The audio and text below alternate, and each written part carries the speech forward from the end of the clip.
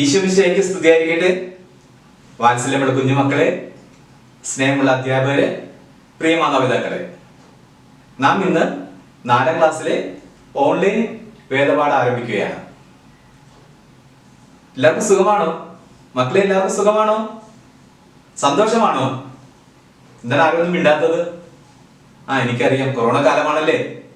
നിങ്ങൾക്ക് കളിക്കാൻ കഴിയുന്നില്ല, പള്ളിയിൽ പോകാൻ കഴിയുന്നില്ല, ഷോപ്പിംഗ് പോകാൻ കഴിയുന്നില്ല, സിനിമയ്ക്ക് പോകാൻ കഴിയുന്നില്ല, ഒക്കെ ഉണ്ടല്ലേ. വലിയ പ്രയാസമാണല്ലേ. എല്ലാം മാറോട്ടെ മക്കളെ, എല്ലാം മാറും. പഴയ അവസ്ഥയിലേക്ക് ജീവിതം തിരിച്ചു വരും. നമുക്ക് സർവശക്തനായ ദൈവത്തിനോട് പ്രാർത്ഥിക്കാം. ഒരു പ്രാർത്ഥന കൂടി നമുക്ക് ആരംഭിച്ചാലോ? എല്ലാവരും എഴുന്നേറ്റ് നിന്നേ. കൈയൊക്കെ ഒപ്പി പിടിച്ചേ.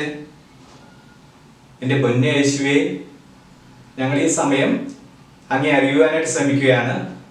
ഈ സമയം അത്രയും വളരെ ശ്രദ്ധയോടുകൂടി ആയിരിക്കുവാനായിട്ട്, നല്ല കാര്യങ്ങൾ മനസ്സിലാക്കുവാനായിട്ട്, അതനുസരിച്ച് നല്ല കുട്ടികളായിട്ട് വളരുവാനായിട്ട് ഞങ്ങൾ ഓരോരുത്തരെയും അനുഗ്രഹിക്കണമേ. പരിശുദ്ധ മാതാവേ, ഞങ്ങൾക്ക് വേണ്ടി മധ്യസ്ഥം വഹിച്ച് പ്രാർത്ഥിക്കണമേ. പിതാവിൻ്റെയും പുത്രൻ്റെയും പരിശുദ്ധാത്മാവിൻ്റെയും നാമത്തിൽ ആമേൻ.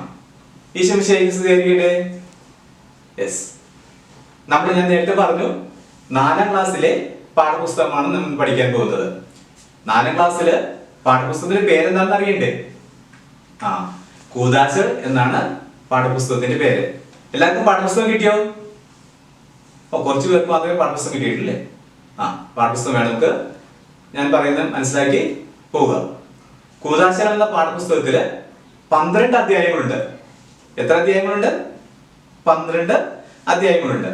ഈ 12 അധ്യായങ്ങളില് ആദ്യത്തെ 2 അധ്യായങ്ങളാണ് നമ്മൾ പഠിക്കുന്നത്. ആദ്യത്തെ പാഠം കൂദാശകളെ കുറിച്ചാണ്. എന്താണ് കൂദാശ? ആരാണ് കൂദാശ സ്ഥാപിച്ചത്? എത്ര കൂദാശകളുണ്ട്? ഈ കൂദാശകൾ പരികർമ്മം ചെയ്യുവാനായിട്ട് ആർക്കാണ് അധികാരമുള്ളത്? തുടങ്ങിയ കാര്യങ്ങളാണ് 1ാമത്തെ പാഠത്തില് നാം പഠിക്കുന്നത്. ഇനി 2ാമത്തെ പാഠത്തില് കൂദാശകളിലെ ആദ്യത്തെ കൂദാശയായ ജ്ഞാനസ്നാനത്തെ കുറിച്ചാണ് പഠിക്കുന്നത്. നമുക്ക് ക്ലാസ്സിലേക്ക് പോകാം. എന്തായാലും ഈ കൊറോണ കാലത്ത് ഇങ്ങനൊരു ഓൺലൈൻ പഠന പരിപാടി നമുക്ക് ഒരുക്കി തന്ന വരാപ്പുഴ അതിരൂപത മതബോധന കമ്മീഷനോടുള്ള നന്ദി നമുക്ക് ആദ്യം തന്നെ അറിയിക്കാം, അല്ലേ? മുന്തിരിത്തോട്ടം നിങ്ങൾ കണ്ടിട്ടുണ്ടോ? മുന്തിരിത്തോട്ടം കുറച്ചു പേരെ കണ്ടിട്ടുള്ളൂ, അല്ലേ? മുന്തിരിത്തോട്ടം, വളരെ മനോഹരമായ ഒരു മുന്തിരിത്തോട്ടത്തിലേക്ക് നമ്മൾ പോവുകയാണ്. കാണാത്തവർക്ക് വേണ്ടി നമുക്കൊരു മനോഹരമായ ഒരു മുന്തിരിത്തോട്ടം കാണാനായിട്ട് പോകാം.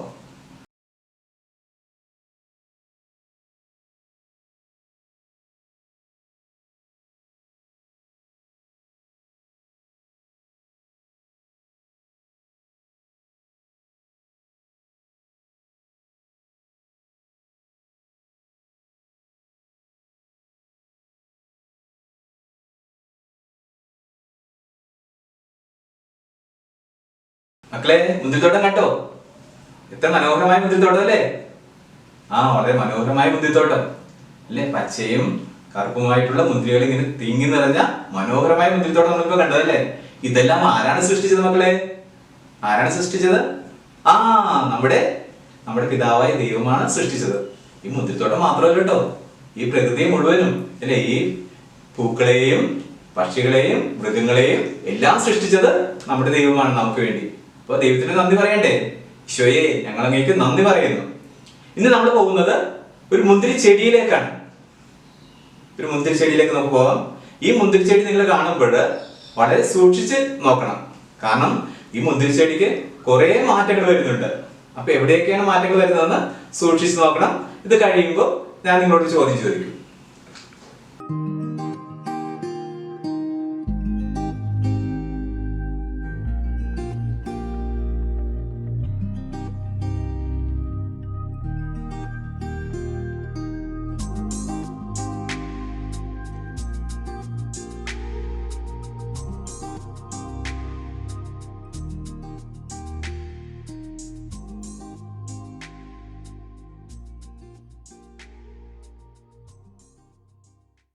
മക്കളെ, എങ്ങനെ ഉണ്ടായിരുന്നു മുന്തിരിച്ചെടി?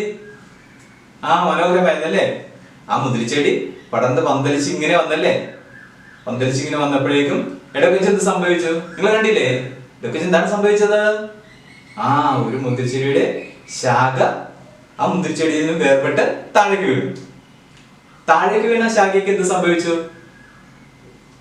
നോക്കിയില്ലേ? താഴേക്ക് വന്ന ശാഖ ഉണങ്ങിപ്പോയി അല്ലേ? ഉണങ്ങിപ്പോയി. എന്തുകൊണ്ടാണ് മക്കൾ അത് ഉണങ്ങിപ്പോയത്? അതിന്റെ ജീവൻ നിലനിർത്താൻ ആവശ്യമായ ഭക്ഷണവും ജലവും ലഭിക്കാഞ്ഞതുകൊണ്ടാണ് അത് ഉണങ്ങിപ്പോയത് അല്ലേ? അതിന്റെ ജീവൻ നിലനിർത്താൻ ഭക്ഷണവും പാനീയമാണ് ആവശ്യമാണ്, പക്ഷെ അത് കിട്ടാഞ്ഞുകൊണ്ട് അത് ഉണങ്ങിപ്പോയി. മറ്റു ശാഖകൾക്ക് എന്താണ് സംഭവിച്ചത്? മറ്റു ശാഖകൾ ഇങ്ങനെ പടർന്ന് പന്തലിച്ച് മനോഹരമായ മുന്തിരിക്കൊലകൾ നമുക്ക് സമ്മാനിച്ചു. അപ്പോ തണ്ടിനോട് ചേർന്ന് നിന്ന ശാഖകളില് വളരെ മനോഹരമായ ഫലങ്ങൾ കിട്ടി. എന്നാൽ തണ്ടിൽ നിന്ന് വേർപെട്ട് ഇട്ടുപോയ ശാഖ ഉണങ്ങിപ്പോയി. പ്രിയമുള്ളവരെ, കുഞ്ഞുമക്കളെ, നിങ്ങൾ 3ാം ക്ലാസ്സിൽ ഒരു ബൈബിൾ വചനം പഠിച്ചിട്ടുണ്ട്, മുന്തിരിച്ചെടിയുടെ. ഓർക്കുന്നുണ്ടോ മക്കളെ? ഓർക്കുന്നുണ്ടോ? യെസ്, ഓർക്കുന്നുണ്ട് അല്ലേ? ശരി, അന്ന് പറഞ്ഞതെന്ന്. ഞാൻ മുന്തിരിച്ചെടിയും നിങ്ങൾ ശാഖകളുമാണ്. എന്താണ് പറയുന്നത്? ഞാൻ മുന്തിരിച്ചെടിയും നിങ്ങൾ ശാഖകളുമാണ്. ആരാണ് മുന്തിരിച്ചെടിയുടെ? ആരാണ്? യേശുനാഥൻ. Okay, correct answer. യേശുനാഥനാണ് മുന്തിരിച്ചെടി, നമ്മൾ ഓരോരുത്തരും അതിന്റെ ശാഖകളാണ്. വീണ്ടും യേശുനാഥൻ പറയുകയാണ്, ആര് എന്നിലും ഞാൻ അവനിലും വസിക്കുന്നുവോ അവൻ ഏറെ ഫലം പുറപ്പെടുവിക്കുന്നു. അപ്പോ നമ്മൾ യേശുവിൽ ചേർന്ന് നിന്നാല് വളരെ വലിയ ഫലങ്ങൾ പുറപ്പെടുവിക്കാൻ നമുക്ക് കഴിയും. അത് വീണ്ടും പറയുകയാണ്, എന്നെ കൂടാതെ നിങ്ങൾക്ക് ഒന്നും ചെയ്യാൻ കഴിയുകയില്ല. ഇനി ഏറ്റവും ഇമ്പോർട്ടന്റ് ആണ്, എന്നിൽ വസിക്കാത്തവൻ മുറിച്ച ശാഖ പോലെ പുറത്തെറിയപ്പെടുകയും ഉണങ്ങിപ്പോവുകയും ചെയ്യുന്നു. അപ്പൊ എന്താണ്? യേശുവില് വസിക്കാത്ത ആൾക്ക് എന്ത് സംഭവിക്കും? മുറിച്ച ശാഖ പോലെ പുറത്തെറിയപ്പെടും. പുറത്തെറിയപ്പെടുന്ന എന്ത് സംഭവിക്കും? ഉണങ്ങിപ്പോകും. നമ്മൾ കണ്ടില്ലേ മുന്തിരിച്ചെടി, ആനിമേഷൻ ചിത്രത്തിൽ നമ്മൾ കണ്ടു, ശാഖ തണ്ടിൽ നിന്ന് വിട്ടുപോയപ്പോൾ ഉണങ്ങിപ്പോയി. പക്ഷെ തണ്ടിനോട് ചേർന്ന ശാഖകള് നല്ല ഫലം പുറപ്പെടുവിച്ചായിട്ട് നമുക്ക് കാണുവാൻ കഴിയും. ഇനി നമ്മള് യേശുവിനോട് ചേർന്ന് നിന്ന കുറെ ആളുകൾ നമുക്ക് കാണാൻ കഴിയും. ആരായിരുന്നവര്? യേശുവിന്റെ ശിഷ്യന്മാരല്ലേ? യേശുവിന്റെ ശിഷ്യന്മാര്. അവര് എത്ര പേരുണ്ടായിരുന്നു അറിയാമോ? യേശുവിന്റെ ശിഷ്യന്മാര് എത്ര പേരുണ്ടായിരുന്നു? ആരെങ്കിലും ഒന്ന് പറഞ്ഞേ. 12 പേര്. നിങ്ങൾ നല്ല ബ്രൈറ്റ് ആണല്ലോ. 12 പേരുണ്ടായിരുന്നു അല്ലേ? 12 പേരുണ്ടായിരുന്നു. ഈ 12 പേരും ഒരുമിച്ച് യേശുവിനോടൊപ്പം സഹകരിച്ചു വരികയായിരുന്നു. പക്ഷെ ഇടയ്ക്ക് വെച്ച് ഒരാൾ യേശുവിനോട് വിട്ടുപോയി. അതാരായിരുന്നു? യോഹന്നാനോ? യോഹന്നാനല്ല, യൂദാസ് അല്ലേ? യൂദാസിന് എന്താ സംഭവിച്ചത്? യൂദാസിന്റെ പണത്തിന്റെ കൊതി വന്നു അല്ലേ? നിങ്ങൾക്ക് പണത്തിന്റെ കൊതി ഉണ്ടോ? യൂദാസിന് പണത്തിന്റെ കൊതി വന്നപ്പോ എന്ത് ചെയ്തു? യൂദാസ് 30 വെള്ളിക്കാശിന് ഈശോയെ ഒറ്റിക്കൊടുത്തു. പിന്നെ എന്താണ് യൂദാസ് സംഭവിച്ചത്? നിരാശ കൊണ്ട് യൂദാസ് മരണത്തിലേക്ക് പോയതായിട്ട് നമുക്ക് കാണാൻ കഴിയുന്നുണ്ട്. എന്നാൽ മറ്റ് ശിഷ്യന്മാർക്ക് എന്ത് സംഭവിച്ചു? എന്താണ് സംഭവിച്ചത് മക്കളെ? അവര് നമ്മുടെ അപ്പോസ്തല പ്രവർത്തനങ്ങൾ എടുത്ത് നോക്കിയാൽ നമുക്ക് കാണാൻ കഴിയും. അവര് പിന്നീട് വചനം പങ്കുവെക്കുന്നതായിട്ടും അത്ഭുതങ്ങളും അടയാളങ്ങളും രോഗശാന്തിയും ഒക്കെ കൊടുക്കുന്നതായിട്ട് നമുക്ക് കാണാൻ കഴിയും. അപ്പൊ യേശുവിനോട് ചേർന്ന് നിന്നാൽ എന്ത് സംഭവിക്കും? നല്ല ഫലങ്ങള് പുറപ്പെടുവിക്കാൻ കഴിയും. എന്നാല് യേശുവിനോട് വിട്ടുപോയാലോ എന്ത് പറ്റും? മരണത്തിലേക്കായിരിക്കും ആ യാത്ര. യേശു പറയുകയാണ്, ഞാൻ വന്നിരിക്കുന്നത് അവർക്ക് ജീവൻ ഉണ്ടാകുവാനും അത് സമൃദ്ധമായി ഉണ്ടാകുവാനുമാണ്. ഇതിനാണ് യേശു വന്നിരിക്കുന്നത്. ഞാൻ വന്നിരിക്കുന്നത് അവർക്ക് ജീവൻ ഉണ്ടാകാനും അത് സമൃദ്ധമായി ഉണ്ടാകാനുമാണ്. യോഹന്നാന്റെ സുവിശേഷം 10-ാം അധ്യായം 10-ാം വാക്യമാണ്. ആ വാക്യം പഠിച്ചേ. ഞാൻ വന്നിരിക്കുന്നത് അവർക്ക് ജീവൻ ഉണ്ടാകാനും അത് സമൃദ്ധമായി ഉണ്ടാകാനുമാണ്. പഠിച്ചോ നിങ്ങള്? ഇനി യേശുവിനോട് ചേർന്ന് നിൽക്കാനും നമുക്ക് ജീവൻ ഉണ്ടാകുവാനും യേശു സ്ഥാപിച്ച ജീവന്റെ നീർച്ചാലുകളാണ് കുദാശകൾ. അപ്പൊ ആരാണ് കുദാശകൾ സ്ഥാപിച്ചത്? യേശുവാണ് കുദാശകൾ സ്ഥാപിച്ചത് അല്ലേ? എന്തിനു വേണ്ടിയാണ് കുദാശകൾ സ്ഥാപിച്ചത്? നമുക്ക് ജീവൻ ഉണ്ടാകാൻ വേണ്ടി അല്ലേ? യേശു പ്രിയങ്കരനാണ് നമ്മൾ ഓരോരുത്തരും അല്ലേ? നമുക്ക് ജീവൻ ഉണ്ടാകാൻ വേണ്ടിയാണ് യേശു കുദാശകൾ സ്ഥാപിച്ചത്. യേശുവിനോട് ചേർന്ന് നിൽക്കാനും നമുക്ക് ജീവൻ ഉണ്ടാകുവാനും യേശു സ്ഥാപിച്ച ജീവന്റെ നീർച്ചാലുകളാണ് കുദാശകൾ. ഈ കുദാശ എന്ന വാക്കിന് വിശുദ്ധീകരിക്കുന്ന കർമ്മം എന്നാണ് അർത്ഥം. അപ്പൊ കുദാശ എന്ന വാക്കിന്റെ അർത്ഥം എന്താണ്? വിശുദ്ധീകരിക്കുന്ന കർമ്മം. കുദാശകളിലൂടെ നാം വിശുദ്ധീകരിക്കപ്പെടുകയാണ്. ഇനി ഈ കുദാശ നിർവചനം എന്താണെന്ന് നമുക്ക് നോക്കാം.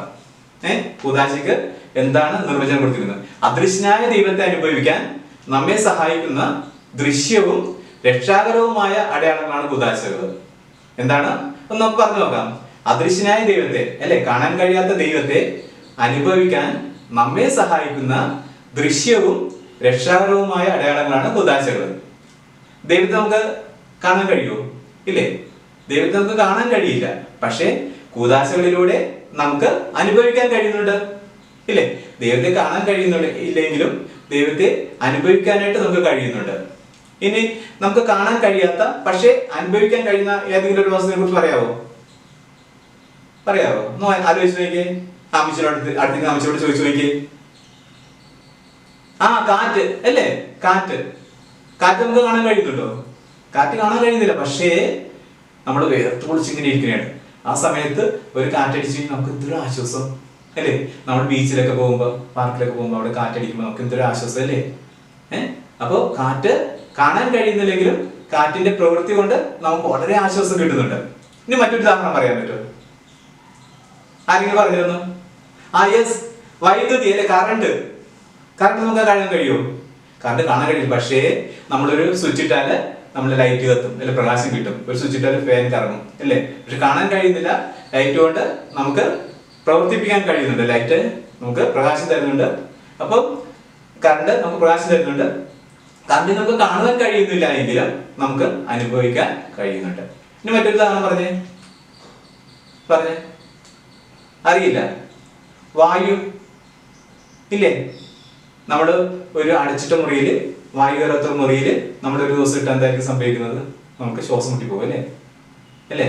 നമുക്ക് ജീവിക്കാനായിട്ട് ശ്വാസം ആവശ്യമാണ് അല്ലേ, വായു ആവശ്യമാണ്. അപ്പോൾ വായു നമുക്ക് കാണാൻ കഴിയുന്നില്ല, പക്ഷെ നമ്മുടെ ജീവൻ നിലനിർത്താനായിട്ട് ഏറ്റവും ആവശ്യമുള്ള ഒരു ഘടകമാണ്. ഇനി കൂദാശകള് യേശു സ്ഥാപിച്ചു എന്ന് നമ്മൾ കണ്ടു. ഇനി എത്ര കൂദാശകളാണ് യേശു സ്ഥാപിച്ചത് എന്ന് നമുക്ക് നോക്കാം. എത്ര കൂദാശകളാണ് സ്ഥാപിച്ചത്? നിങ്ങൾ കേട്ടിട്ടുണ്ടോ കൂദാശകളെ കുറിച്ച്? 7 കൂദാശകളാണ് ഈശോ സ്ഥാപിച്ചത്. എത്ര കൂദാശകളാണ്? 7 കൂദാശകൾ. അത് ഏതെല്ലാമാണ് നമുക്ക് നോക്കിയാലോ? ജ്ഞാനസ്നാനം അഥവാ മാമോദീസ, സ്ഥൈര്യലേപനം, കുർബാന, കുംഭസാരം, രോഗീലേപനം, തിരുപ്പട്ടം, വിവാഹം. ഏതൊക്കെയാണ്? ഒന്നൊക്കെ പറഞ്ഞ് എന്നോടൊപ്പം തന്നെ പറയുക. ജ്ഞാനസ്നാനം അഥവാ മാമോദീസ, സ്ഥൈര്യലേപനം, കുർബാന, കുംഭസാരം, രോഗീലേപനം, തിരുപ്പട്ടം, വിവാഹം അല്ലേ. ഇപ്പൊ ഈ 7 കൂദാശകൾ നമ്മൾ പഠിച്ചു. ഈ 7 കൂദാശകൾ ഒരു ക്രിസ്ത്യാനിസ് അല്ലേ, നമ്മൾ ദൈവത്തിന്റെ മക്കളാണല്ലേ. ദൈവമക്കളായ നമ്മളെ സംബന്ധിച്ചോളം കൂദാശകൾ വളരെ പ്രധാനപ്പെട്ട ഒരു കാര്യമാണ് അല്ലേ. അപ്പൊ നമ്മൾ ഏത് ഉറക്കത്തിൽ ചോദിച്ചാലും കൂദാശകൾ എത്രയുണ്ടെന്നും അത് ഏതെല്ലാമാണെന്ന് നമ്മൾ അറിഞ്ഞിരിക്കണം. നമ്മൾ മനസ്സിൽ എപ്പോഴും ഉണ്ടാവണം.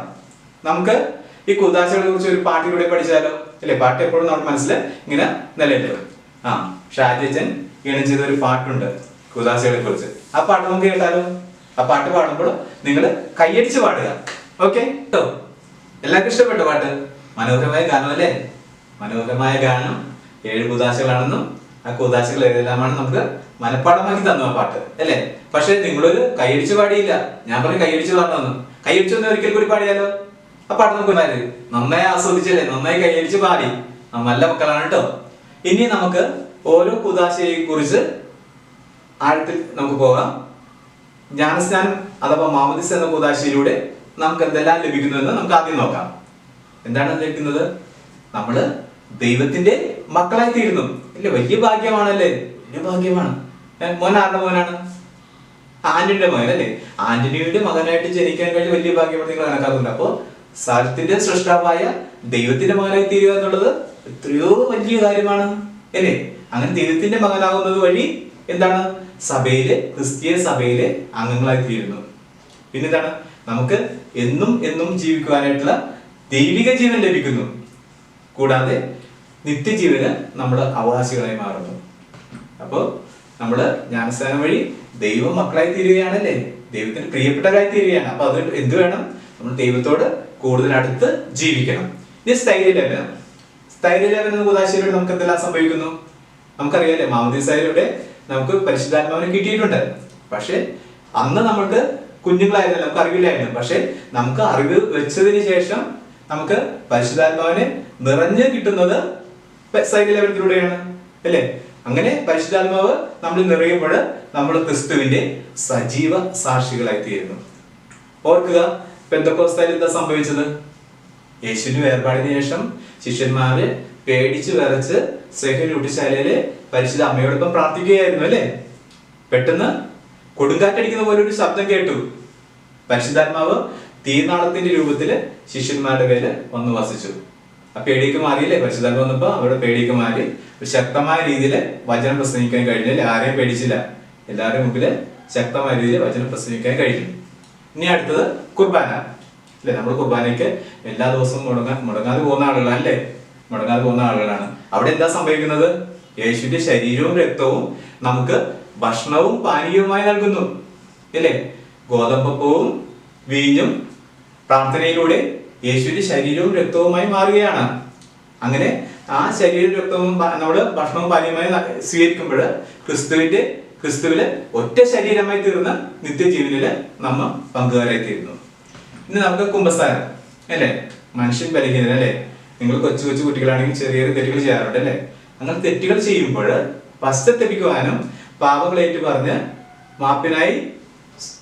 മാപ്പിനായി കടന്നു വരാനുള്ള ഒരു വേദിയാണ് കുമ്പസാരം അല്ലേ.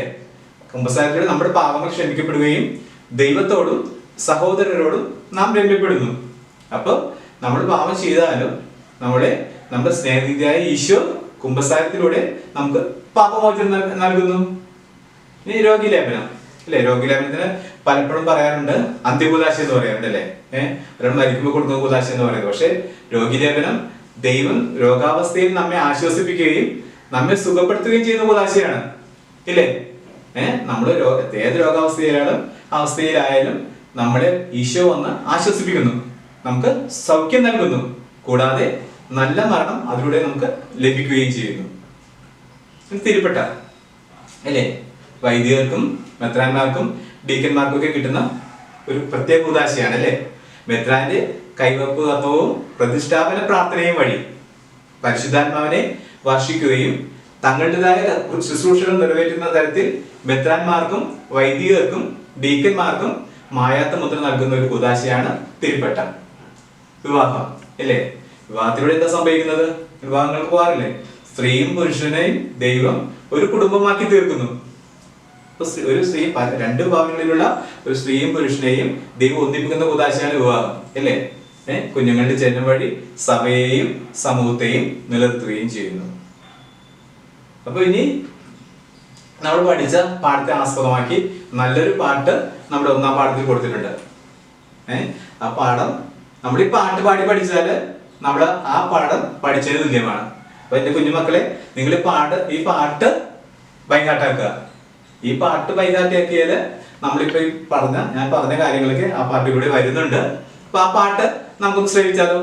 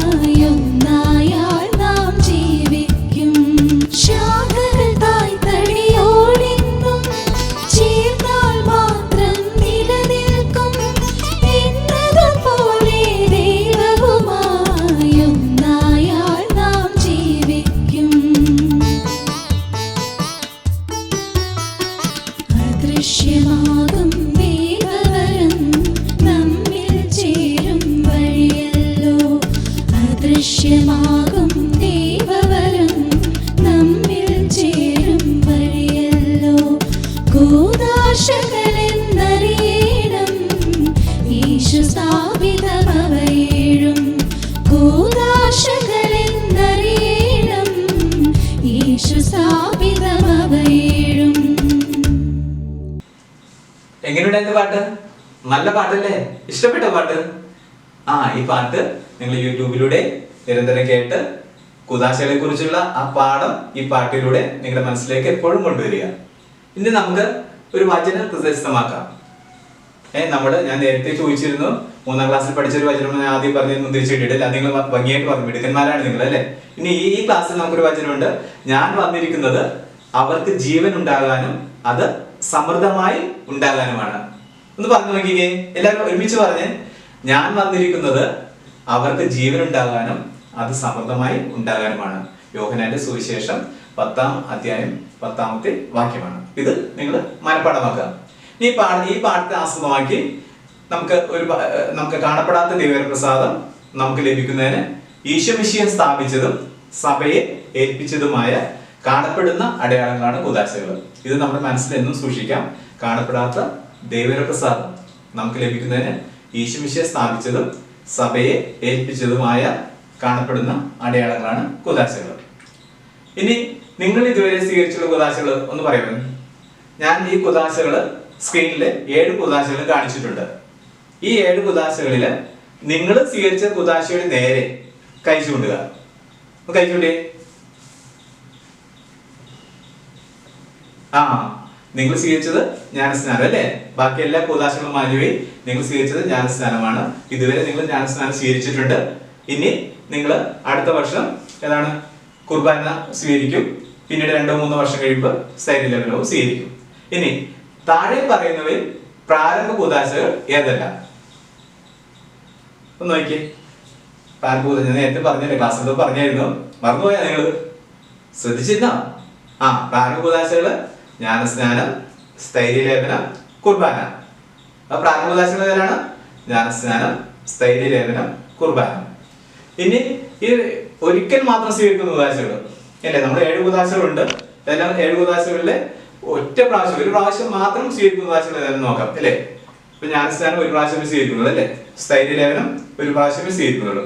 പക്ഷെ കുർബാനയും കുംഭസാരവും രോഗീലേപനവും വിവാഹവും ഒക്കെ വീണ്ടും വേണമെങ്കിൽ സ്വീകരിക്കാം അല്ലേ? അപ്പം ജ്ഞാനസ്നാനവും സ്ഥൈര്യലേപനവും തിരുപ്പട്ടവും ഒരിക്കൽ മാത്രമേ സ്വീകരിക്കുന്നുള്ളൂ.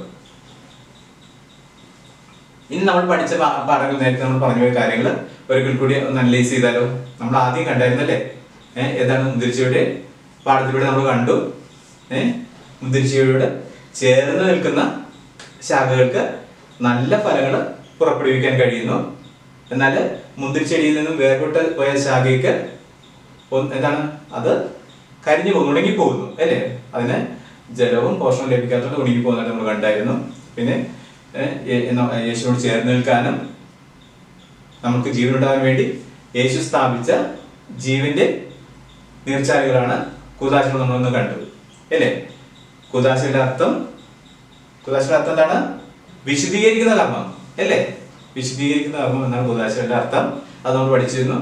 അദൃശ്യനായ ദൈവത്തെ അനുഭവിക്കാൻ നമ്മെ സഹായിക്കുന്ന ദൃശ്യവും രക്ഷാകരവുമായ അടയാളങ്ങളാണ് കൂദാശകൾ എന്ന് പഠിച്ചു അല്ലേ? അദൃശ്യനായ ദൈവത്തെ അനുഭവിക്കാൻ നമ്മെ സഹായിക്കുന്ന ദൃശ്യവും രക്ഷാകരവുമായ അടയാളങ്ങളാണ് കൂദാശകൾ. അത് നമ്മൾ കണ്ടായിരുന്നു. കൂദാശകൾ 7 കൂദാശകളാണെന്ന് കണ്ടായിരുന്നു. ഈ കൂദാശകൾ സ്ഥാപിച്ചത് യേശുവാണെന്ന് നമ്മൾ കണ്ടു. ഈ കൂദാശകൾ പരികർമ്മം ചെയ്യുവാനായിട്ട് സഭയ്ക്കാണ് അധികാരം കൊടുത്തിട്ടുള്ളത് നമ്മൾ കണ്ടു. ഇനി നമ്മൾ നമ്മൾ പഠിച്ച പാഠത്തില് ഏതാനും ക്വസ്റ്റ്യൻ ആൻസർ ചെയ്യാം. ആ ക്വസ്റ്റ്യൻ ആൻസർ ടെക്സ്റ്റ് ബുക്കിലുണ്ട്. അത് നിങ്ങൾ നോക്കി അതിന് ഉത്തരം കണ്ടെത്തുക.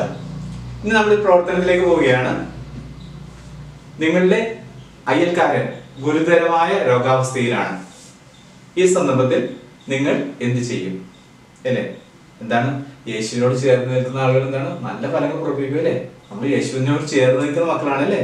എവിടെയെങ്കിലൊക്കെ എന്തെങ്കിലുമൊക്കെ സഹായം ആവശ്യമുള്ള സമയത്ത് നമ്മൾ സഹായിക്കേണ്ട മക്കളാണ്. നല്ല കുഞ്ഞുമക്കളല്ലേ? നിങ്ങൾ സഹായിക്കൂല്ലേ? അപ്പൊ നിങ്ങളുടെ അയൽക്കാരന് ഗുരുതരാവസ്ഥയിലാണ്. ഈ അവസ്ഥയിൽ നിങ്ങൾ എന്ത് ചെയ്യുമെന്ന് ഒരു കുറിപ്പ് എഴുതി നിങ്ങളുടെ അധ്യാപകർക്ക് അയച്ചു കൊടുക്കുക. ഓക്കെ. അപ്പൊ നമ്മൾ ഈ ലെസണിൽ എന്താണ് പഠിച്ചത്? നമ്മൾ യേശുവിനോട് ചേർന്ന് നിൽക്കണം, നല്ല ഫലങ്ങൾ പുറപ്പെടുവിക്കണം. യേശുവിനോട് ചേർന്ന് നിൽക്കാൻ എന്ത് ചെയ്യണം?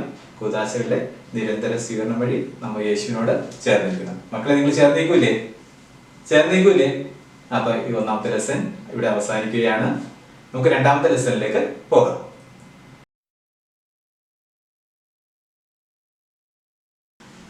മക്കളെ, ഇനി നമുക്ക് രണ്ടാമത്തെ പാഠത്തിലേക്ക് പോകാമല്ലോ. രണ്ടാമത്തെ പാഠം എന്താണ്? എന്തിനെ കുറിച്ചാണ്? ജ്ഞാനസ്നാനത്തെ കുറിച്ച് അല്ലേ? ജ്ഞാനസ്നാനത്തെ കുറിച്ച് നമുക്ക് പോകാം. അപ്പൊ അതിനു മുമ്പ് നമുക്കൊരു ആനിമേഷൻ വീഡിയോ കാണാം.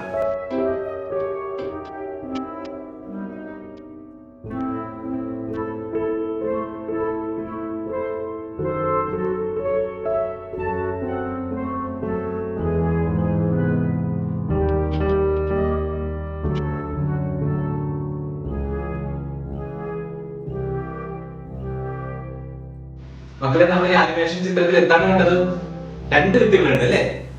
ഒരു വിത്ത് നമ്മൾ എന്ത് ചെയ്തു? അത് മുളച്ചു. പക്ഷെ നമ്മള് അതിനെ പൊഴിച്ചിട്ടില്ല, വെള്ളവും ഭക്ഷണവും കൊടുത്തില്ല അല്ലേ? അപ്പൊ എന്ത് പറ്റി?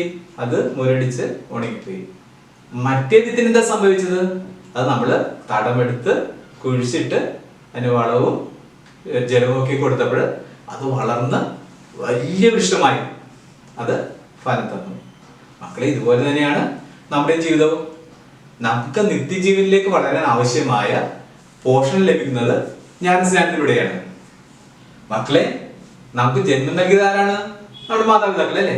പക്ഷേ ആദ്യ മാതാപിതാക്കളുടെ അനുസരണക്കേട് മൂലം ഉത്ഭവ ഭാവത്താണ് നാം ജനിക്കുന്നത്. എന്തായിരുന്നു ആദ്യ മാതാപിതാക്കളുടെ അനുസരണക്കേട്? ദൈവം ഭക്ഷിക്കരുതെന്ന് പറഞ്ഞ പഴം അവർ ഭക്ഷിച്ച് പാപം ചെയ്തല്ലേ? അതുകൊണ്ട് അവര് ഏദത്തോട്ടത്തിൽ നിന്ന് പുറത്തായി. നിങ്ങളും അനുസരണക്കേട് കാണിക്കാറുണ്ടോ? അനുസരണക്കേട് കാണിക്കാം. മോൻ ഇങ്ങോട്ട് വന്ന് പറഞ്ഞാൽ ഇങ്ങോട്ട് തന്നെയാണ് വരാറുള്ളത്. അങ്ങോട്ട് പോകാറുണ്ടോ?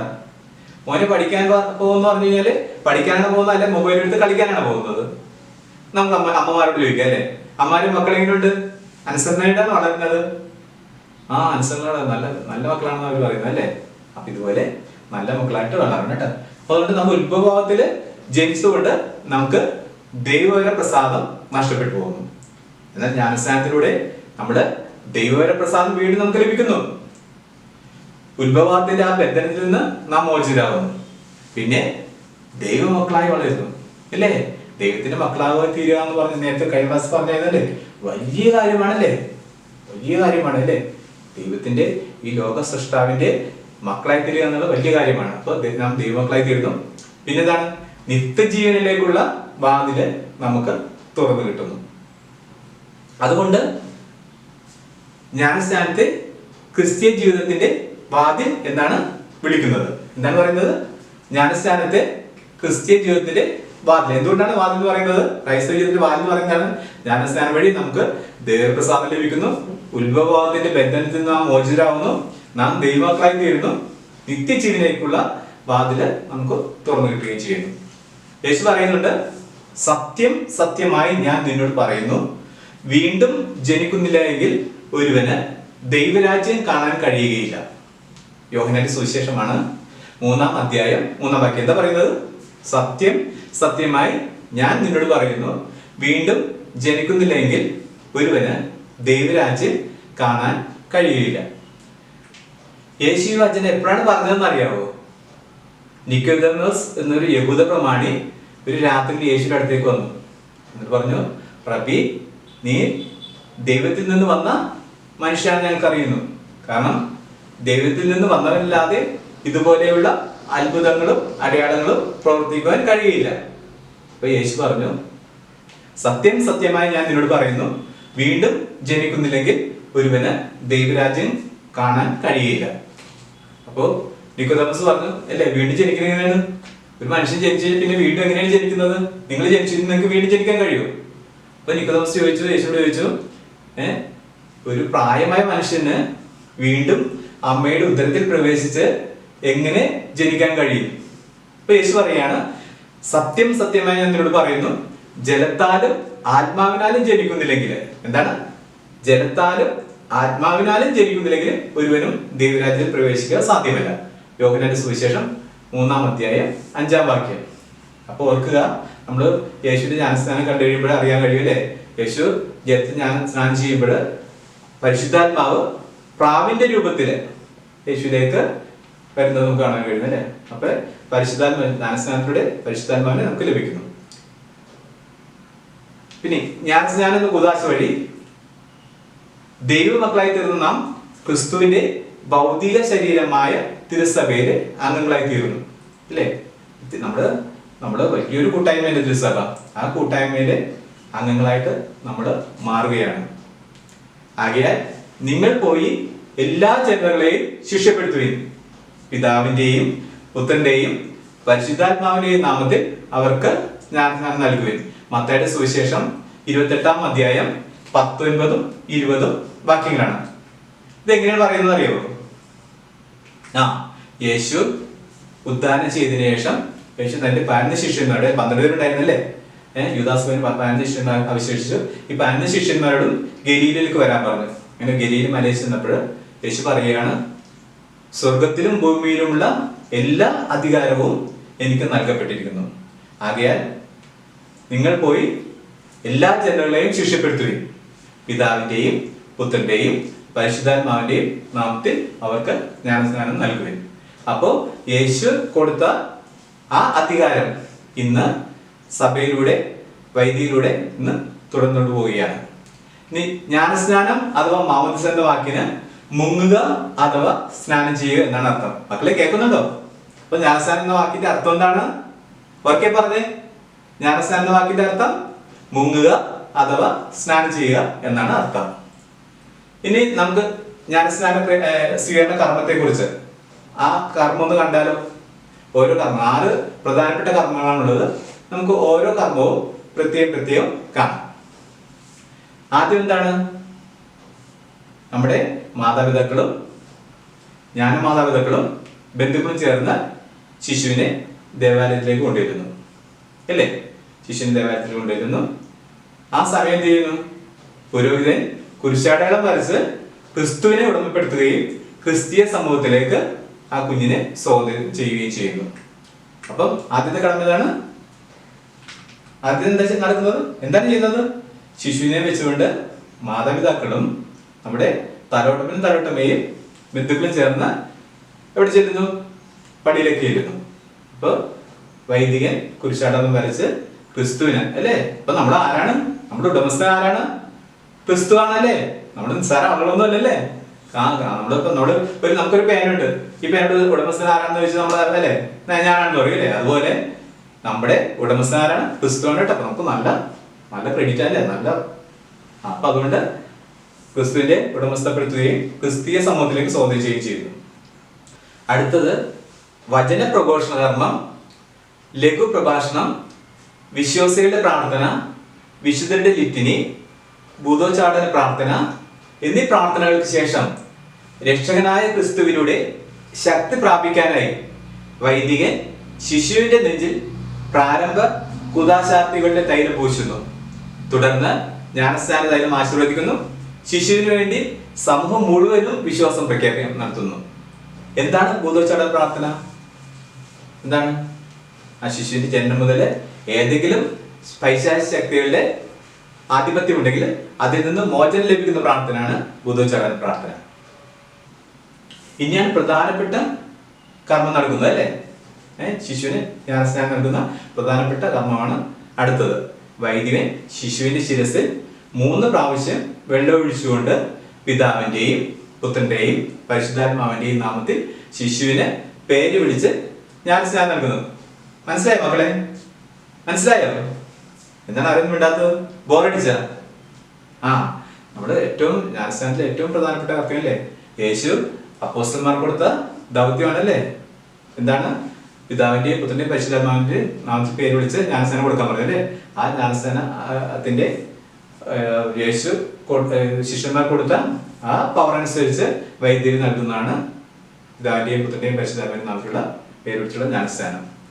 നാം ഒന്ന് ചേർന്ന് പ്രഖ്യാപിച്ച സഭയുടെ വിശ്വാസത്തിൽ ഏബൽ മോഹത്തിനെ ജ്ഞാനസ്നാനപ്പെടുത്തുവാൻ നിങ്ങൾ ആഗ്രഹിക്കുന്നു. ഏബൽ പിതാവിന്റെയും പുത്രന്റെയും പരിശുദ്ധാത്മാവിന്റെ നാമത്തിൽ ഞാൻ ജ്ഞാനസ്നാനപ്പെടുത്തുന്നു. അവിടെ കൊണ്ടുവരുന്ന അടുത്ത കർമ്മമാണ് പുരോഹിതൻ ശിശുവിന്റെ ശിരസിൽ പ്രതിഷ്ഠാ തൈലം പൂശുന്നു. ക്രിസ്തുവിന്റെ രാജകീയ പുരോഹിത പ്രവാചക ദൗത്യങ്ങളിൽ ഈ ലേപനം വഴി ശിശു പങ്കുകാരനാവുന്നു. എന്താണ് യേശുവിന്റെ രാജകീയ പുരോഹിത പ്രവാചക ദൗത്യങ്ങളിലെ അല്ലേ? അപ്പോൾ ആ ദൗത്യങ്ങളിലെല്ലാം ശിശു ഇതുവഴി പങ്കുകാരനാവുകയാണ്. അടുത്തത്, ശിശുവിന്റെ മേൽ വെള്ളവസ്ത്രം വിരിക്കുകയും കത്തിച്ച മെഴുകുതിരി ജ്ഞാനമാതാപിതാവിന്റെ സഹായത്തോടെ കുട്ടിയെ കൊണ്ട് പിടിപ്പിക്കുകയും ചെയ്യുന്നു. എന്താണ് ചെയ്യുന്നത്? ശിശുവിന് വെള്ളവസ്ത്രം വിരിക്കുന്നു. വെള്ളവസ്ത്രത്തിന്റെ അർത്ഥം എന്താണ്? കുട്ടി ക്രിസ്തുവിനെ വസ്ത്രമായി അണിഞ്ഞിരിക്കുന്നു. ഓർക്കുക, ഒരു വെള്ളവസ്ത്രം അഴുക്കായാലും ഇങ്ങനെ ഇരിക്കും. നിങ്ങൾക്കൊരു വെള്ളവസ്ത്രം കിട്ടി, നിങ്ങൾ അഴുക്കാതെ സൂക്ഷിക്കും അല്ലേ? നിങ്ങൾ ക്രിസ്തുവിനെയാണ് വസ്ത്രമായി അണിഞ്ഞിരിക്കുന്നത്. അതുകൊണ്ട് എന്ത് ചെയ്യണം? അത് മുഷിയാതെ നോക്കണം അല്ലേ? അത് മോശമാതെ നോക്കണം. അപ്പോൾ ക്രിസ്തുവിന്റെ വസ്ത്രമായി നമ്മൾ അണിഞ്ഞിരിക്കുകയാണ്. അപ്പൊ അതുകൊണ്ട് തന്നെ നമ്മളത് പവിത്രമായിട്ട് സൂക്ഷിക്കണം. കത്തിച്ച മെഴുകുതിരി ജ്ഞാനപിതാവിന്റെ സഹായത്തോടെ കുട്ടിയെ കൊണ്ട് പിടിപ്പിക്കുകയും ചെയ്യുന്നു. എന്താണ് ജ്ഞാനപിതാവിനെ കൊണ്ട് ഉൾക്കൊള്ളിക്കുന്നത്? ഇതൊരു കൂട്ടുത്തരവാദിത്വമാണ് അല്ലേ? കുട്ടിയെ ക്രിസ്തീയ വിശ്വാസത്തിൽ വളർത്തിക്കൊണ്ടുവരുവാനുള്ള വലിയൊരു പങ്കാണ് ഇവിടെ കാണിക്കുന്നത്. പിന്നെന്താണ്? കത്തിച്ച മെഴുകുതിരി എന്തിന്റെ പ്രതീകമാണ്? കത്തിച്ച മെഴുകുതിരി ക്രിസ്തുവിനെ പ്രകാശമായി സ്വീകരിക്കുന്നു എന്നുള്ളതിന്റെ അർത്ഥമാണ്. അപ്പൊ നിങ്ങൾ ക്രിസ്തുവിനെ പ്രകാശമായി സ്വീകരിക്കുകയാണ്. നിങ്ങളപ്പോ പ്രകാശമാണ്, ലോകത്തിന്റെ പ്രകാശമായ ക്രിസ്തുവിനെ നിങ്ങൾ സ്വീകരിക്കുകയാണ്. അപ്പോൾ നിങ്ങളും ലോകത്തിന്റെ പ്രകാശമായി മാറണം. മറ്റുള്ളവർക്ക് പ്രകാശമായിട്ട് മാറണം. മാറോ? ആ പ്രകാശമായിട്ട് നിങ്ങളും മാറണം. ഇനി അടുത്ത കർമ്മം, ദൈവവചനം ശ്രവിക്കുന്നതിന് ചെവികളെയും ദൈവമഹത്വത്തിന് വിശ്വാസം പ്രഖ്യാപിക്കുന്നതിന് അധരങ്ങളെയും ആശീർവദിക്കുന്ന എഫാത്ത കർമ്മമാണ്. എന്താണ് എഫാത്ത? തുറക്കപ്പെടട്ടെ അല്ലേ? നല്ലത് മാത്രം കേൾക്കാനായിട്ട്, ദൈവവചനം കേൾക്കാനായിട്ട്, വിശുദ്ധരെ കുറിച്ചൊക്കെ കേൾക്കാനായിട്ട് നമ്മുടെ ചെവികൾ തുറക്കപ്പെടട്ടെ എന്ന് പറയുന്നത് അല്ലേ? അതുപോലെ തന്നെ നല്ലത് സംസാരിക്കാനായിട്ട് നമ്മുടെ വായിൽ നിന്ന് നല്ലത് മാത്രം വരണം. നല്ലത് മാത്രം വരാനായിട്ട് നമ്മുടെ അധരങ്ങളെയും ആശീർവദിക്കുന്ന കർമ്മമാണ് എഫാത്ത കർമ്മം. അതിനുശേഷം എന്ത് ചെയ്യുന്നു? എല്ലാവരും ഒത്തുചേർന്ന് സ്വർഗസ്നായ പിതാവേ എന്നുള്ള പ്രാർത്ഥന ചൊല്ലുന്നു. പുരോഹിതൻ എല്ലാവരെയും ആശീർവദിച്ച ശേഷം ആ കർമ്മം അവസാനിക്കുന്നു. ഇനി നമുക്കൊന്ന് വീണ്ടും ജ്ഞാനസ്നാനത്തിന്റെ ആ ജ്ഞാനസ്നാനത്തിലൂടെ നമുക്ക് കിട്ടുന്ന വലിയ കാര്യങ്ങളെ കുറിച്ചൊന്ന് ചിന്തിക്കാം. ഞാൻ നേരത്തെ പറഞ്ഞു, ജ്ഞാനസ്നാനത്തിലൂടെ നമുക്ക് എന്തെല്ലാമാണ് കിട്ടുന്നത് ഒന്നുകൂടി നോക്കാം. ഞാൻ പറയുന്നത് ശ്രദ്ധിച്ചു കേൾക്കണം കേട്ടാ. ജ്ഞാനസ്നാനത്തിലൂടെ ഉത്ഭവഭാവത്തിൽ നിന്നും നാം മോചിതരാകുന്നു. ഇനി അഥവാ കർമ്മഭാവം ഉണ്ടെങ്കിൽ അതിൽ നിന്നും നാം മോചിതരാകുന്നു. അപ്പൊ എന്താണ്?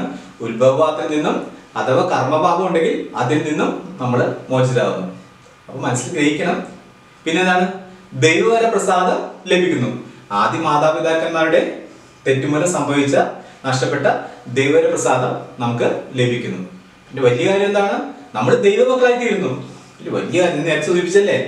ദൈവത്തിന്റെ, ഈ സൃഷ്ടാവായ ദൈവത്തിന്റെ മകനും മകളുമായിട്ട് നമ്മൾ മാറുകയാണ്. പിന്നെന്താണ്?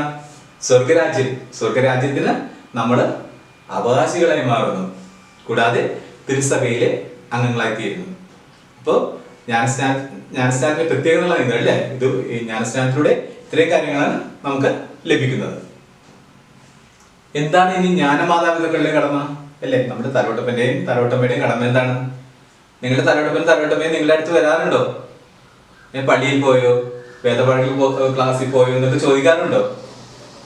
എന്നെ ശ്രമിക്കുന്ന പ്രിയമുള്ള മാതാപിതാക്കളെ, നിങ്ങൾ ഏതെങ്കിലും കുട്ടിയെ തലതൊട്ടിട്ടുണ്ടെങ്കിൽ ഓർക്കുക, നിങ്ങളുടെ മക്കളെ പോലെ തന്നെ നിങ്ങൾ തലവട്ട കുട്ടിയെയും ക്രിസ്തീയ വിശ്വാസത്തിൽ വളർത്താനായിട്ട് വളരെ വലിയൊരു കടമ നിങ്ങൾക്കുണ്ട്. അത് നിങ്ങൾ ഒരിക്കലും മറക്കരുത്. പിന്നെ നമ്മൾ ജ്ഞാനസ്നാന സമയത്ത് വിശുദ്ധരുടെ പേരുകൾ സ്വീകരിക്കുന്നുണ്ട് അല്ലേ?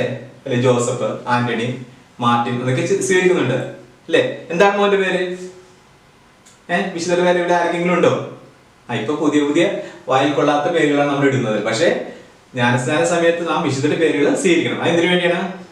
ആ പേര് സ്വീകരിക്കുക വഴി വിശുദ്ധ ജീവിതം നമ്മൾ മാതൃകയാക്കേണ്ടതാണ്. അതോടൊപ്പം തന്നെ ആ വിശുദ്ധന്റെ പ്രത്യേക സംരക്ഷണം നമുക്ക് ലഭിക്കുന്നു. പ്രത്യേക സാഹചര്യങ്ങളിലൊക്കെ ആ വിശുദ്ധനെ വിളിച്ച് അപേക്ഷിക്കാനും വിശുദ്ധന്റെ സംരക്ഷണം കിട്ടുവാനും ഇടവരുന്നു. ഇനി നമുക്കൊരു പാട്ടിലേക്ക് പോയാലോ? ഈ രണ്ടാമത്തെ പാഠത്തെ ആസ്പദമാക്കി വളരെ മനോഹരമായ ഒരു ഗാനം നമ്മുടെ പാഠപുസ്തകത്തിലുണ്ട്. ആ ഗാനം നമ്മൾ മനോഹരമായിട്ട് ട്യൂൺ ചെയ്തിട്ട് നിങ്ങൾക്ക് വേണ്ടി അവതരിപ്പിക്കുകയാണ്. ആ പാട്ടൊന്ന് കേൾക്കാം.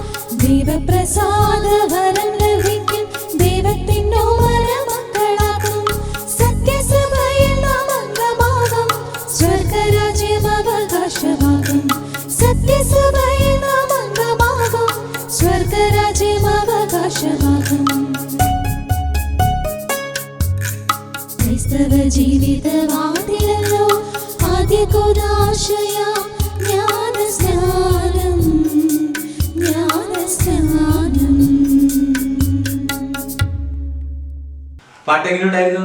ഇഷ്ടപ്പെട്ടോ? ഇഷ്ടപ്പെട്ടു. എല്ലാവർക്കും ഇഷ്ടപ്പെട്ടല്ലേ? ജ്ഞാനസ്നാനത്തെ കുറിച്ച് ഉള്ള പാഠത്തിലെ എല്ലാ കാര്യങ്ങളും അതിൽ പറയുന്നുണ്ട് അല്ലേ? ജ്ഞാനസ്നാനത്തിലൂടെ നമുക്ക് എന്തെല്ലാം ലഭിക്കുന്നതിനെ കുറിച്ച് വളരെ വ്യക്തമായിട്ട് ആ പാട്ടിൽ പറയുന്നുണ്ട്. ആ പാട്ട് പഠിച്ചാൽ തന്നെ ജ്ഞാനസ്നാനം എന്ന പാഠം നമുക്ക് ബൈഹാർട്ടാവും അല്ലേ? ഇനി നമുക്കൊരു വചനം ഓർക്കാലോ. നമ്മൾ എല്ലാ പാഠത്തിലും ഒരു വചനം ഓർക്കാറുണ്ട് അല്ലേ? ഇന്ന് ഈ പാഠത്തില് നമ്മൾ വചനം ഓർക്കുന്നത്, സത്യം സത്യമായി ഞാൻ നിന്നോട് പറയുന്നു, ജലത്താലും ആത്മാവിനാലും ജനിക്കുന്നില്ലെങ്കിൽ ഒരുവനും ദൈവരാജ്യത്തിൽ പ്രവേശിക്കാൻ സാധ്യമല്ല. യോഹന്നാന്റെ സുവിശേഷം 3-ാം അധ്യായം 5-ാം വാക്യമാണ്. നമുക്കത് പറഞ്ഞു നോക്കിയാലോ. സത്യം സത്യമായി ഞാൻ നിന്നോട് പറയുന്നു, ജലത്താലും ആത്മാവിനാലും ജനിക്കുന്നില്ലെങ്കിൽ ഒരുവനും ദൈവരാജ്യത്തിൽ പ്രവേശിക്കാൻ സാധ്യമല്ല. നമുക്ക് ഓർമ്മയിൽ സൂക്ഷിക്കാം. ജന്മഭാവത്തിൽ നിന്നും കർമ്മഭാവം ഉണ്ടെങ്കിൽ അതിൽ നിന്നും മോചിപ്പിച്ച് നമ്മെ ദൈവമക്കളും സഭയുടെ അംഗങ്ങളും സ്വർഗരാജ്യത്തിന് അവകാശികളുമാക്കുന്ന കുദാശയാണ് ജ്ഞാനസ്നാനം. അപ്പൊ ഇത് ഒരിക്കൽ കൂടി പറയാം നമുക്ക്. ജന്മഭാവത്തിൽ നിന്നും കർമ്മഭാവം ഉണ്ടെങ്കിൽ അതിൽ നിന്നും നമ്മെ മോചിപ്പിച്ച് നമ്മെ ദൈവമക്കളും സഭയുടെ അംഗങ്ങളും സ്വർഗരാജ്യത്തിന് അവകാശികളുമാക്കുന്ന കുദാശയാണ് ജ്ഞാനസ്നാനം. നമ്മളിപ്പം ഇത്രയൊക്കെ പഠിച്ച കാര്യങ്ങൾ നമ്മൾ എപ്പോഴും മനസ്സിൽ ഗ്രഹിക്കുക. നമ്മൾ ജ്ഞാനസ്നാനം വഴി ദൈവത്തിന്റെ വലിയ മക്കളായിട്ട് മാറുകയാണ്, പ്രിയപ്പെട്ടവരായിട്ട് മാറുകയാണ്. ആ ഓർമ്മ എപ്പോഴും നമ്മൾക്കുണ്ടാകണം. നമ്മൾക്ക് ഇനി ഒരു നിമിഷം വേണ്ടിയിട്ട് പ്രാർത്ഥിച്ചാൽ എല്ലാവരും എഴുന്നേറ്റ് നിന്ന് കൈകൾ കുത്തിപ്പിടിച്ച് കണ്ണുകളടച്ച് ഞാൻ ചൊല്ലിത്തരുന്ന പ്രാർത്ഥന ഒരുമിച്ച് നമുക്ക് ചെല്ലാം. നിത്യജീവന്റെ ഉറവിടമായ ഈശോയെ, ജ്ഞാനസ്നാനം വഴി ഞങ്ങളെ അങ്ങേ തിരുസഭയിലെ അംഗങ്ങളാക്കിയതിനോർത്ത് ഞങ്ങൾ അങ്ങേക്ക് നന്ദി പറയുന്നു. അങ്ങയോട് ചേർന്ന് നിൽക്കാനും നല്ല ഫലങ്ങൾ പുറപ്പെടുവിക്കാനും ഞങ്ങളെ അനുഗ്രഹിക്കണമേ. ഇന്ന് നമ്മൾ പാഠത്തിൽ കുറച്ച് ചോദ്യങ്ങൾ കൊടുത്തിട്ടുണ്ട്. നമ്മൾ ക്ലാസ്സിലൂടെ കടന്നു പോയപ്പോഴും നിങ്ങൾക്ക് മനസ്സിലാക്കിയ കാര്യങ്ങൾ തന്നെ. അപ്പോൾ അത് നിങ്ങൾ കണ്ടെത്തി ഉത്തരം എഴുതി അധ്യാപികയെ ഏൽപ്പിക്കാം. ഇന്ന് നമുക്കൊരു പ്രവർത്തനം, നമ്മൾ എല്ലാ ലെസണിലും ഒരു പ്രവർത്തനം തരാറുണ്ട്. ഈ ലെസണിൽ നമ്മൾ തരുന്ന പ്രവർത്തനം, നിങ്ങളുടെ ജ്ഞാനസ്നാന കർമ്മത്തെക്കുറിച്ച് ചോദിച്ചറിഞ്ഞ് ചിത്രങ്ങൾ സഹിതം ഒരു ചെറു വിവരണം തയ്യാറാക്കി നിങ്ങളുടെ ക്ലാസ് ടീച്ചറെ ഏൽപ്പിക്കുക. ഓർക്കുക, നിങ്ങൾ കുഞ്ഞായിരുന്നല്ലേ, അപ്പോൾ ജ്ഞാനസ്നാന കർമ്മത്തെ കുറിച്ച് നിങ്ങൾക്ക് അറിവില്ല. അപ്പോൾ നിങ്ങൾ നിങ്ങളുടെ അപ്പച്ചനോടും അമ്മച്ചിയോടൊക്കെ ചോദിച്ച്, തലവട്ടനോടും തലവട്ടമ്മയോടൊക്കെ ചോദിച്ച് ജ്ഞാനസ്നാനത്തെ കുറിച്ച് മനസ്സിലാക്കി ഒരു ചെറു വിവരണം എഴുതി ഫോട്ടോ സഹിതം നിങ്ങളുടെ ക്ലാസ് ടീച്ചറെ ഏൽപ്പിക്കുക. നമ്മൾ കണ്ടില്ലേ, ദൈവത്തോട് ചേർന്ന് നിന്നാൽ ഒത്തിരിയേറെ ഫലങ്ങൾ പുറപ്പെടുവിക്കാൻ കഴിയുമെന്ന്, ഇല്ലേ? ദൈവത്തോട് ചേർന്ന് നിന്ന് ഒത്തിരിയേറെ ഫലങ്ങൾ പുറപ്പെടുവിക്കുന്ന കുറച്ച് മക്കളെ ഞാൻ നിങ്ങൾക്ക് പരിചയപ്പെടുത്തുകയാണ്. നോക്കുക.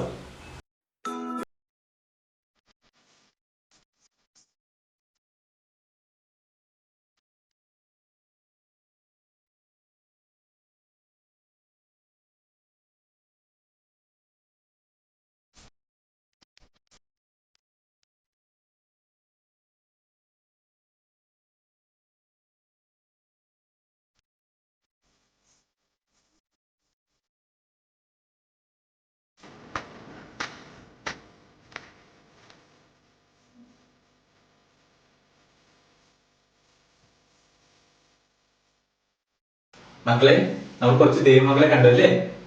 നന്മ പ്രവൃത്തികൾ ചെയ്യുന്ന നന്മ പ്രവൃത്തികൾ ചെയ്യുന്ന നല്ല മക്കളെ കണ്ടു. മക്കളെ, നിങ്ങൾ ഇതുപോലെ തന്നെ മറ്റുള്ളവർക്ക് ചെറിയ ചെറിയ കൊച്ചു നന്മകൾ ചെയ്ത് സമൂഹത്തില് നിങ്ങൾ പ്രിയപ്പെട്ടവരായി മാറണം അല്ലേ? നിങ്ങൾ ദൈവത്തിന്റെ മക്കളാണ്. അപ്പോൾ ദൈവത്തോട് ചേർന്ന് നിന്നുകൊണ്ട്, ഈശോയോട് ചേർന്ന് നിന്നുകൊണ്ട് ഇതുപോലെയുള്ള നല്ല പ്രവർത്തനങ്ങൾ ചെയ്യണം.